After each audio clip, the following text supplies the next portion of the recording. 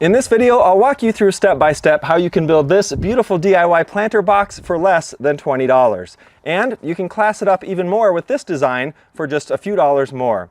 The best part, you only need two tools to do this, a circular saw and a drill. And while more tools help, either way, you can get a couple of these knocked out in an afternoon. I started off by building out some digital woodworking plans for this planter and getting a cut list ready. I'll make those available on my web store, and there will be links in the description below, as well as in that little shopping bag icon in the lower left corner. This entire project requires just 5 1/4 cedar fence pickets measuring 5.5 inches wide by 6 feet tall.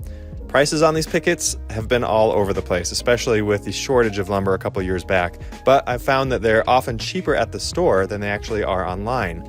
When I went to Home Depot to buy these, they were selling for $2.25 each, even though on the website they were listed for $3.99. So be sure to check out your local offers on this one. 6 of these came up to $13.50, and the only other lumber you'll need for this is a 2x4. And you may want to go with a pressure-treated lumber since these planters are exposed to the elements. This 2x4 cost about $6, bringing our total to about $19.50 plus tax. You're also going to need some outdoor screws, but this project doesn't require a ton of them, fortunately. Before you start cutting, I highly recommend giving your board some time to dry.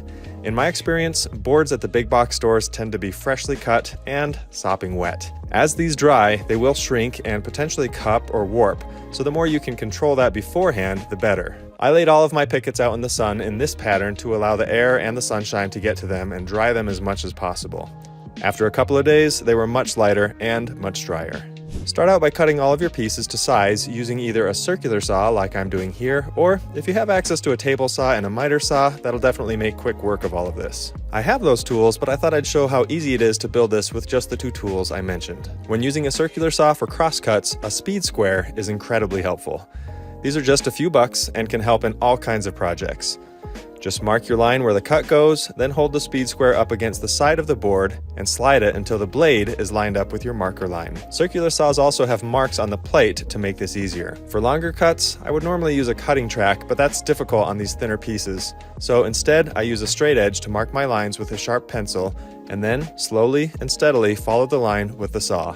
You may need to keep an eye on one side of the blade or the other depending on the cut you're making, so take your time and cut as straight as you can. You can see I'm using one of my foam insulation boards to cut on, which makes it easy to get all of the cutting done without damaging anything. Remember that the depth of your blade should be enough to not only cut through the board, but the gullet should protrude past the board as well. These gullets, or this cutout section here, is designed to clear away the chips as you cut, so make sure to give them plenty of room. I'm also using my shop vac to help cut down on dust, but this is definitely optional. Pretty quickly, you'll end up with a pile of boards like this. I originally designed this planter box to use only straight 90-degree cuts, but I asked my wife what she thought, and I agreed with her that it's worth making some 45-degree cuts to get these nicer looking mitered corners. So the last cut to make involves setting your blade to 45 degrees, and then measuring over 2 7/8 inches on the face of the board and drawing a line all the way down. Cut the board in half lengthwise using that 45-degree cut, and then cut those two boards in half and then in half again. These will be the outer corners and feet of the box. When you're ready to cut the 2x4, it's really the same process. Make your marks, set your blade depth, and get cutting. We only need 8 pieces from the 2x4, so you're actually going to have some left over on there as well. To assemble the box, start by assembling your 4 sides of the frame. Remember to put the cut sides down as you assemble this so that the measurements all work out. I used 2 long screws in each corner to hold it together. I actually found a box of about 5,000 2.5-inch decking screws that I bought dirt cheap several years ago, and it's the gift that keeps on giving. If you ever come across a great deal on fasteners, snatch it up. You can never have enough screws. For this project, make sure to use only outdoor rated screws, otherwise you'll end up with a compromised box, not to mention rust streaks. Next, attach your 3 floorboards using 1 screw each. These screws should be between 1 and 2 inches long. They don't need much to hold in place because gravity is going to do most of the work here. I highly recommend pre-drilling each hole in this project, but especially the holes in your cedar, since that's thin enough that it may want to start splitting if you don't pre-drill it. The rule of thumb for pre-drilling is to use a drill bit that's as thick as the screw is minus the threads. When you hold a bit behind the screw, it should just barely disappear. That way the screw's threads are doing all of the work and splits are much less likely to happen. With the floor and frame in place, the rest goes pretty quickly. Add the 3 boards to each side. Now I designed the plans so that the 2 sides are longer than the others, so they all fit together quite nicely. Be sure to keep the screws relatively close to the edges so that they can be covered up with the corner pieces. To add said corner pieces, turn your box upside down and line up your 45-degree cuts for each corner. Having it upside down means that the box and the corners will all line up, making it easy to frame the top of the box when you're done. Drive 2 screws into each board, but make sure to space them such that they won't hit the screws underneath. You'll end up with 2 pieces that have the dog ears on them, so it's up to you if you want to cut new non-dog-eared pieces, or just leave it as is. Since mine are going in the grass, I wasn't too worried about the 2 of the 8 pieces having a dog ear. Lastly, we need to add our top frame to finish this off. It may make sense to play with different configurations to make sure you get the tightest fit for the mitered corners. Once it's looking good, drive 1 screw into each end, right into the 2x4 underneath, and ta-da! Look at what you've created. It's beautiful.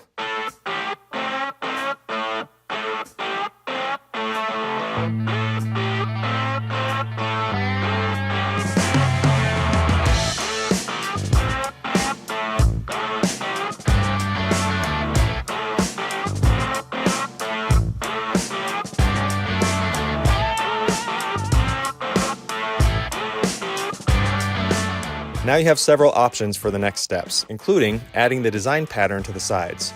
If you want to give this a try, this part is definitely easier with a miter saw.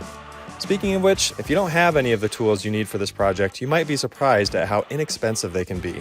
I buy a lot of my tools used, so check out your local classifieds, but even new low-end circular saws and drills start out at about $33 and $15 respectively. A basic new miter saw can cost as little as $100. As with most things, you may need to spend a little bit more to get higher quality tools, but don't be afraid to pick up some basics to get you started. In my plans, I've included the most efficient layout for cutting up the boards for the design pattern as well as the lengths for each. They're all 45 and 90-degree cuts. I recommend using some outdoor rated glue to attach these, like Titebond 3 or Gorilla Glue. If you have a brad nailer, some galvanized brads can help hold them in place while the glue dries. Cedar holds up really well outside and resists rot, but you may want to seal everything off using some Thompson's water seal or something similar. I'll put links in the description and in the shopping bag for all products and plans used in this video. The lumber cost to add the design pattern is just a few bucks, since you can get all of the pieces out of the scraps from the original cuts plus 1 extra board. I really like the look of this pattern, which I picked up from this insanely expensive planter box on Wayfair. I know I'm not using teak here, but I think our $20 box definitely saves us a few bucks off the Wayfair price, like $400 and some odd dollars. Plus, I designed this one to actually be a few inches bigger than the Wayfair 15-inch version, but not quite as big as their $858 20.5-inch box. What a joke. Speaking of bigger planter boxes, for less than $30, you can make a much larger version of this using our original planter box plans, so be sure to check that video out here. I'm Nils with Learn to DIY.